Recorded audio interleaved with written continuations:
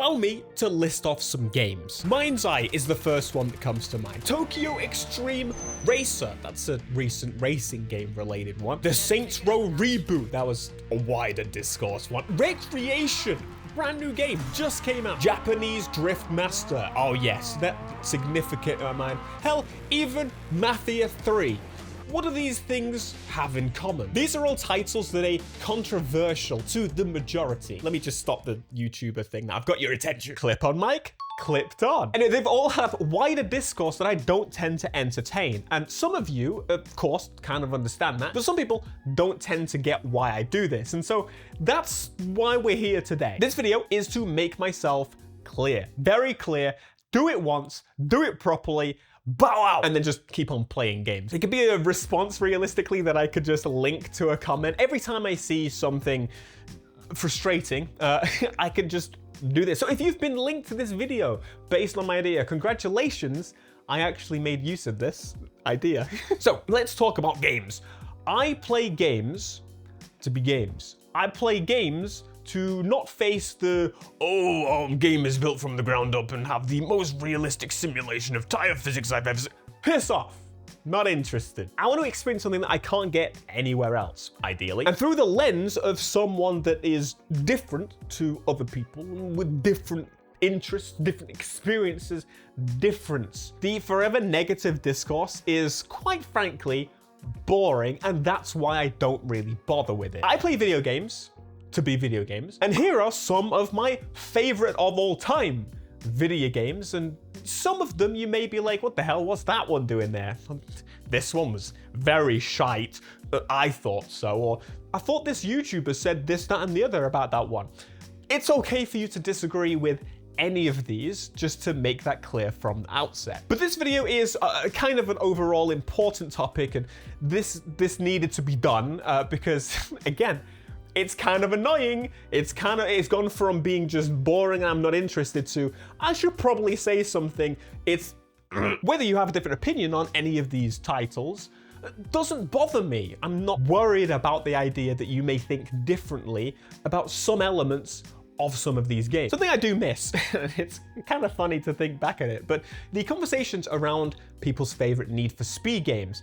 Back at the time, they kind of felt like they were toxic and they were frustrating and annoying, but it almost feels understanding by comparison to what the discourse is today. Oh, I like Need for Speed Underground. The closed design made more interesting tracks. But I like Underground 2. The tuner culture in an open world format, it was the first to do it. I like Most Wanted 05, a story to pull you through and keep you interested. I don't like Cops. I thought they added to the experience. I don't like rock music. That's okay, there's rap music as well. I don't like forced customization, racing my cars. That's understandable. That's why they changed it in Most Wanted and later games. What was that? It was a conversation about design, mechanics, preference. It was discussing of which flavor ice cream you liked better. Today, it's arguing over whether or not the ice cream should even exist. When you try to change someone's mind about the media that they're enjoying, you're not having a conversation. What you're trying to do is enforce a rule. Media is an escape, not work or homework. Hey guys, I like Need for Speed Unbound's handling and music. Hey, guys, chill out. Guys! I noticed this is a shift as not just in gaming in general, but I think it's something that gaming can shine a light on and how kind of ridiculous this is. There's almost like a social acceptability needed about what games it's okay to enjoy these days. It's childish and frustrating. These are forms of media. If your use of "why do you like that" is an intent to change someone's mind, you're in the wrong here. It's media, it's entertainment, it's purely for fun. If you're so uninterested by the media that I enjoy, why do you speak more about it than I do? Something I've never really understood. What someone else plays, watches, listens to is completely up to them. So as a creator that focuses on racing games, I tend to play quite a lot of games, even if that's not the norm to do so. I don't like keeping my world small. I actually enjoy games more so than I do cars themselves. I enjoy car games, obviously. And it's frustrating because YouTube pretty much encourages or wants you to spam out the same thing over and over and over again, specifically focused on like 1-2 games at best. But that would actually drive me and probably most people quite mad if you stuck to one thing That's not that's not what life is about. So onto the big word, and of course it's a big word for this video. It's not gonna hook the same if I don't have the big word, the big scary word, the word that you kind of need to remember, and I want you to take away from this piece of content here. I think it is something that is not missed, but ignored. So it's more of a choice to completely just push this aside. And this is quite useful for just life in general. That word is nuance. Oh my God, that's scary. Ugh. Nuance. Let's talk a little bit about that, shall we? Because there's some nuance needed around a few titles that I'm about to name. Surprisingly, they're the titles we just spoke about. Saints Row Reboot. The characters were kind of ass. That is not something I'm going to sit here and tell you otherwise. So there's a bit more depth to them than it looked, but they were ass. But I enjoyed the story drive, the co-op, the from the mud experience. As someone that enjoyed Saints Row 2, absolute golden era. What is it, as good as GTA 4? Probably not, but I enjoyed the elements of the co-op and the story and the grittiness and the fun at the same time. But I didn't like Saints Row 3. Saints Row 3 was the beginning of the end for Saints Row for me. Killing off the main character at the beginning of the game and then in later games bringing him back from hell. What the fuck? Anyway, as I mentioned, grounded was a word that I used in that game, but Saints Row 2 and Saints Row 3 are probably where I would put this game in between. It had some real moments, like dark moments and some entertaining moments, but it was more like Saints Row 3 where it had a little bit of wackiness in there, and that was fine. I can't sit here and tell you that Saints Row 2 wasn't completely unwacky. For example, you had like the pimp slap. It was just a big glove and you would slap someone, they would go flying. But in the same time, you were buried alive. Okay, not you, but someone was buried alive and they get... play the game. It's really sick. Someone was buried alive. That's amazing. That's not what I meant. But Saints Row 2, favorite point in the franchise. This game, not my favorite. Been going on a little bit longer now about Saints Row, but it had some elements that I took away and I actually enjoyed, and the co-op story-driven experience of like a GTA open world-ish kind of game, it did it better than GTA does. GTA Online's co-op is still kind of ass in terms of like doing missions together. Mind's Eye runs like absolute dog water. There's no getting around that, but the storyline actually kept me interested for a significant amount of time. I played through it, I enjoyed it, the graphics looked amazing. It ran like ass, but I'm not gonna sit here and pretend like, again, there were maybe some issues on console. Like, for example, when I played Cyberpunk, I had no issues at launch, but it sounded like everyone was calling it the worst game ever. But the game is basically the same as it was at launch for me. I had one visual glitch.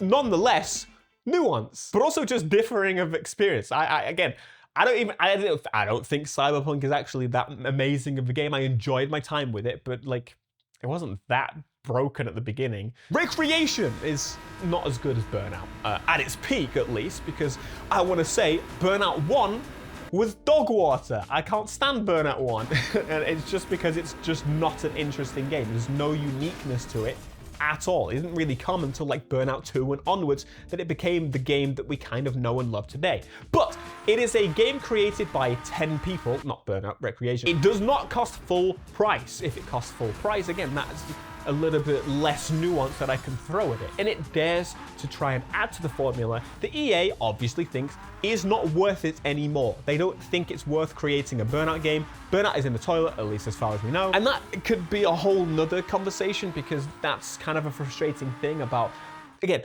as a creator, obviously people, I know this as much as the developers do. Unfortunately, people like licensed cars. They like the cars they know they can see in the real world or maybe can't obtain and things like that. They will like those more than they would like Burnout. And so putting a fake car on the cover is nowhere near as interesting, unfortunately, as a Supra on the front of the cover to the majority of people, which means that, unfortunately, Burnout has to go.